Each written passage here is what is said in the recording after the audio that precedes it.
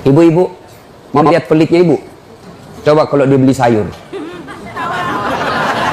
Hobi memang dia nawar. Kalau dia ke pasar, beda 1000, dia kelilingi tuh pasar. Beda 1000 tuh dia kelilingi. Bu, halo ibu. Bu, kalau ibu belanja di Trans Studio, Trans Mall, atau Alfamidi, Alfamart, tawar apa tidak? Tidak. Tawar apa tidak? Tidak. Coba kau tawar, dibilang ke orang gila. Lalu pedagang kasihan yang sesama kita pribumi, datang naik sepeda motor, kadang kala sepeda, dia datang, dia sudah panggil kita, ya Bu Haji, Bu Haji makin cantik aja, masih nawar. Apa namanya kalau bukan pelit? Sudah enaknya itu, berapa mas? 10.000 Bu Haji, 11.000 ya. Mantap. Kalau kan ibu-ibu yang suka nawar, kalau bapak-bapak kan tidak suka nawar ya. Ini ibu-ibu tuh suka betul nawar. Bu, ibu mau ndak suaminya diambil orang? Mau? Silahkan pelit. Orang pelit itu tidak ada yang suka. Bahkan orang pelit sekalipun tidak suka sama orang pelit. Benar Pak. Begitu jeleknya itu sifat pelit, tidak ada yang suka. Coba saya tanya, bapak-bapak senang tetangga dermawan atau pelit?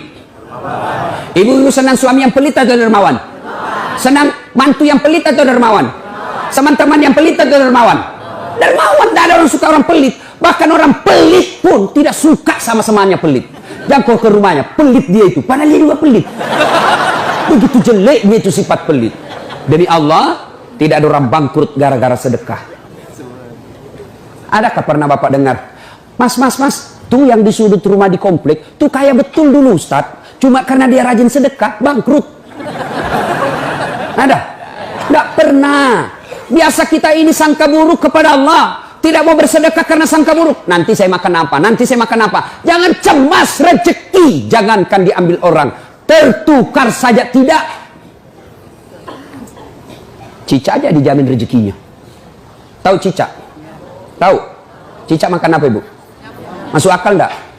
Tidak masuk akal. Gimana caranya? Satu di dinding, satu terbang. Di mana ketemu? Tidak ada terminalnya. Kalau pesawat terbang, kita jalan, ada ketemunya di mana? Di bandara. Ini cicak satu terbang, satu di dinding. Di mana ketemunya? Tapi lagu kita waktu kecil kan, cicak-cicak di dinding, diam-diam merayap, datang seekor nyamuk. Nyamuk yang datang. Nyamuk yang datang. Allah jamin rezekinya. Lagu tidak bilang cicak lompat ke nyamuk. Setengah mati cicak, kasihan. Iya kan? Itu cicak, tidak sarjana, tidak punya kursus, tidak ada kaki, tidak ada otaknya, tidak cerdas, bisa hidup. Apalagi ibu, jangan pelit. Sedekah, Allah sudah jamin rezekimu. Bu, ada suaminya mulai selingkuh? Ada? Tidak usah curhat sama tetangga, apalagi curhat di Facebook. Tak kusangka kau begitu. Pret, beleng-beleng. Rahasia keluargamu kau ungkap di Facebook. Begitu mulai, bu, ciri-ciri laki-laki yang sudah mulai lain-lainnya. Kalau yang selama ini tidak pernah pakai sisir keluar, tiba-tiba rapi. Tidak pernah pakai parfum, tiba-tiba beli parfum malaikat subuh. Nah, yang tadinya keluar rumah tidak pernah pakai setrikaan, langsung rapi. Yang paling mencurigakan kalau dia terima SMS dalam kamar mandi. 70% wajib dicurigai. Nah, kalau sudah begitu ibu tidak usah curhat sama tetangga, lebih curhat kepada Allah. Bangun ibu sholat hajat, lakukan sampai 8 rakaat. Setiap 2 rakaat di sujud terakhirmu kau berdoa kepada Allah. Ya Allah, engkau yang membolak-balikkan rasa cinta dalam hati suamiku. Tidak mungkin aku bisa mengendalikan cintanya. Ya Allah, tidak mungkin aku jaga dia 24 jam. Engkau yang maha menjaga ya Allah. Ya Allah, pelihara suamiku dari godaan perempuan lain. Ini ada duit saya 500.000. Saya tolak bala besok ke panti asuhan. Mudah-mudahan 500.000 suamiku terhindar dari wanita jahat. Bismillah. Coba amalkan itu, Bu. Coba amalkan. Yang jadi masalah kalau suaminya juga sudah tahu rumusnya. Dia bangun juga sholat tahajud. Dia bangun pula sholat tahajud. Istrinya sebelah, kamar sebelah, suaminya kamar sebelah. Ya Allah, capek sudah saya lihat istri saya, ya Allah. Ngamuk aja kerjanya, marah-marah aja, berat badannya juga makin tambah, ya Allah. Tak tahu dilihat dari mana dia seksi. Ya Allah, ini ada duit saya 500.000. Tolak bala ya Allah. Mudah-mudahan istriku ikhlas saya kawin lagi. Bingung malaikat yang mana? Jangan pelit. Demi Allah, tidak ada orang bangkrut gara-gara sedekah. Saya kasih contoh. Tanggal 4 kemarin, sehari sebelum lebaran. Ya, tanggal 3 malam. Ada anak-anak usia 19 tahun. Bapaknya Flores, mamanya Toraja, Kristen. Karena sering dengar ceramah saya di YouTube, akhirnya dia memutuskan diri masuk Islam. Desember kemarin. 19 tahun. Tanggal 3 malam, dia DM ke saya di Instagram. Ustaz, saya ini dicerita cara mualafnya. Kemudian besok sudah mau lebaran, saya belum punya baju baru Ustaz. Saya lihat Ustaz ini bagus-bagus bajunya. Di mana belinya Ustaz? Saya bilang sebenarnya baju saya tidak dibeli, bikin sendiri. Tapi yang lebih sebenarnya lagi, bukan baju yang bagus, saya yang gagal. Ya, sudahlah. Saya butuh baju lebaran. Saya bilang, kau datanglah ke rumah saya. Saya sediakan kau pilih bajuku yang kau suka. Dia pakai tongkat, turun dari taksi. Wih, kasihan saya. Kenapa kakimu, Dek? Ternyata diamputasi kakinya. Dia singgah sholat asar, ditabrak mobil. Saya bilang, berat betul hidupnya ini anak. Diusir dari orang tuanya, Pak. Diusir, sekarang tinggal di masjid. Tidak disetujui, hanya dia sendiri masuk Islam. Diusir. Bilang, kenapa kakimu? Saya cerita. Sedih saya, sempat berkaca. Yang sedih, Ustaz. Ini tidak ada artinya ini kaki ketimbang iman saya kepada Allah. Luar biasa, 19 tahun. Saya ambil baju saya yang paling bagus. Kau pilih nih, Dek. Mana kau suka? Bener, diambil yang paling bagus. Sempat juga saya nyesal. Sudah. Karena saya buru-buru ke bandara. Saya mau pergi khutbah. Ya, ini Dek. Kau ambil 1 juta. Sudah, kembalilah dia. Naik Grab lagi. Sudah. Perjalanan saya ke bandara, masuk WhatsApp. Ustadz, berapa nomor rekeningnya? Wakil Wali Kota Balikpapan. Dalam hati saya bilang, kenapa lagi Pak Wali? Ada apa? Pada dalam hatiku, segeralah. Kirimlah nomor rekening. Masih di atas mobil, masuk. Masuk, berapa transferan masuk? 30 juta. Tadi keluar 1 juta. Tidak cukup sampai situ. Allah balas lebih banyak. Sampai saya di airport, bandara, depan pintu 7 nunggu saya keberangkatan. Tiba-tiba ada ibu-ibu lari.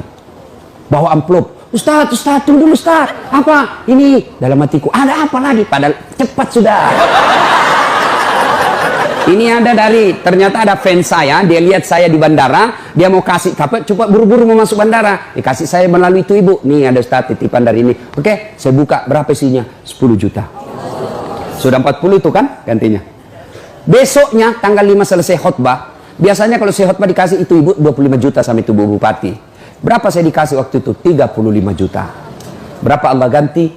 75. Keluarkan 1 juta, Allah ganti 75 juta. Kenapa ibu miskin? Karena ibu malas bersedekah. Selalu berkeyakinan saya miskin. Maka Allah, ana inda sanni abdibi. Saya tergantung sangkanya hambaku. Kalau kau sangka tidak mampu, maka kau kasih tidak mampu. Sedekah ibu. Allah tidak lihat 1 jutanya. Allah tidak lihat 100 ribunya. Yang Allah mau nilai, kamu sedekah enggak 1 hari ini. Jangan pernah lewatkan maghrib tanpa sedekah di hari itu. Coba amalkan. Coba. Kenapa kita tidak bisa umroh? Karena selalu yakin saya tidak mampu. Maka Allah, ya sudah kau yakin tidak mampu. Sedekah. Pulang ini kau sedekah sama tetanggamu. Cari orang miskin. Cari janda-janda tua. Tidak usah janda muda. Banyak yang bisa selamat. Jelas?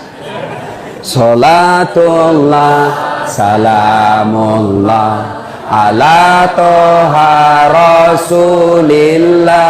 Salatullah, salamullah ala yasin habibillah. Nah, sudah banyak sebenarnya penyakit hati, tapi waktu yang terbatas. Saya cuma bilang waktu yang terbatas. Saya ada acara di Bandung ibu jam 10. Saya ini orang kampung. Saya tidak tahu Bogor ke Bandung jauh. Saya pikirnya 1 jam.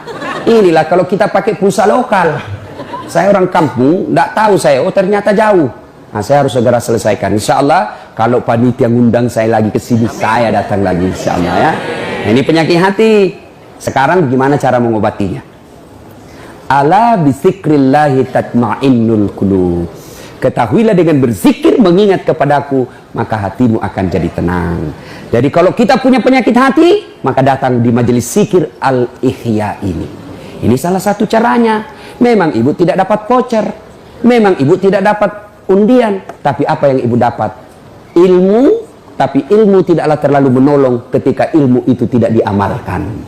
Amalkan yang Bapak Ibu tahu, maka Allah akan berikan ketenteraman jiwa, ketenangan hati. Kalau hati sudah tenang, itulah kekayaan kita yang paling baik.